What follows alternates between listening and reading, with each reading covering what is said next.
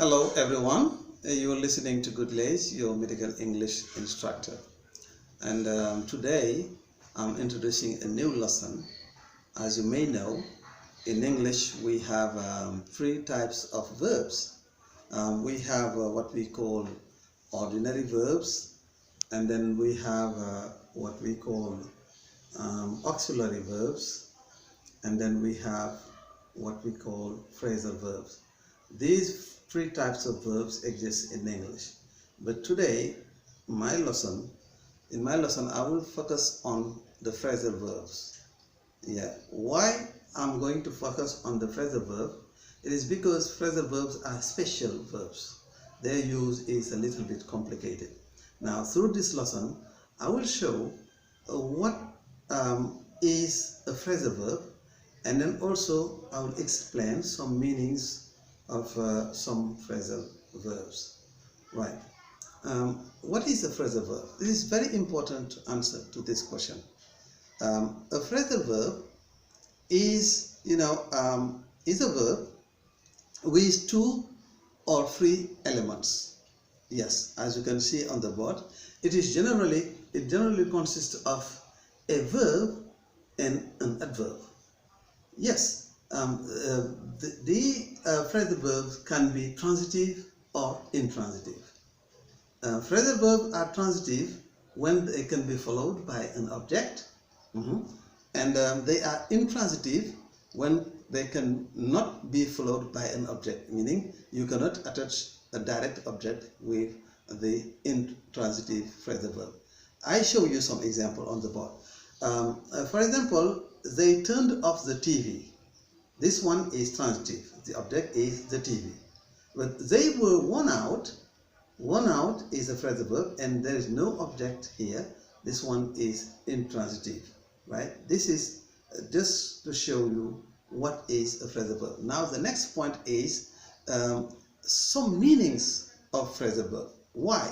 The meanings of the phrasal verbs are very important, but sometimes it is complicated to get their meanings. That's why this lesson is very important. Alright, so we're going to see on the board that unlike the ordinary verbs, phrasal verbs' meanings depend on the adverb which is attached to the verb. The latter changes the meaning of the original verb. Just an example. If you have, for example, give, originally it means to hand something. To hand somebody something, to give. This is the original meaning. But if you attach an adverb like up, it means give up. You have another meaning, a different meaning. And then it will mean abandon. For example, if you attach the same verb, you attach another adverb which is in, then you have another meaning like surrender or not to, resist. Anyway, I'm going to give you more example of these phrasal verbs, as you can see, and then explain their meaning. Right. For example, the example I'm going to show here, the first one is ask somebody out. When you say ask somebody out, it means to invite. To ask means demand a question, like want to know, but ask out is to invite. Back somebody up. To back somebody up will mean to support somebody. For example, someone is in a contest or in a competition and he needs to be backed up. Catch up. To catch up meaning to go over the lost time. To catch meaning is to take someone, but to catch up you will use it in terms of a lost time and so. For example, you can have also to drop out. Drop out used in school, for example. When we say you are a school dropout, meaning you abandon school. You see. Another verb is, for example, fall apart. Fall apart is something that breaks into pieces. You can say, wow, my phone, fall apart, meaning it has fallen, but it has broken into pieces. Right. Some more example of the phrasal verb, as you can see on the board, is get on or get along. Get on, meaning to like someone. To be in good terms with someone. Yes, I get on well with Mr. Njai. I get on well with Mr. dawo, for example, to get on well. Right. You can have some more examples of this one. I won't stop there. I will give you some more examples. For example, you have hand something out. It means to distribute, to deal, to hand something out, to deal. All right. Apart from hand out, you can have keep on doing something, for example, meaning continue. For example, we can say keep on talking, continue talking, keep on talking, right? It means to continue.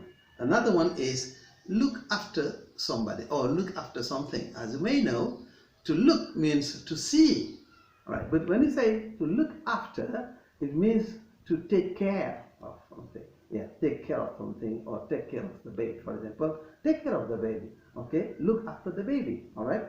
Mix something up. Mix something up most of the time means confuse, to confuse. When you are confusing two words, for example, you mix them up, okay? Passed away. Pass away is used for a person to mean die. They can say, for example, my father passed away, 2 years ago. To pass away, meaning my father died 2 years ago, all right? Yeah. Put up with somebody or put up with someone is used to say tolerate something.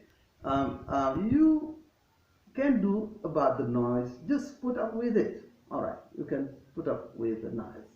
Another word is, for example, turn something down. To turn something down means to refuse. To refuse. All right. Different from to turn on, meaning to light. To turn off, meaning to switch off. But to turn something down is to refuse. You can turn down an offer, for example. Use up. Use something up is meant to finish. The rice has been used up, meaning the rice is finished. You can have another word like to work out. To work out means to exercise. Yeah, you can work out, an equation. Okay, you can work out your body. You can work out certain number of things, meaning to exercise, right? For the phrasal verbs for today, I will stop here and give you an appointment for another video, right? Because as you may know, phrasal verbs are very important and we need to know about it. Okay, so everybody, for more videos, join me on www.techilmako.com. Bye-bye.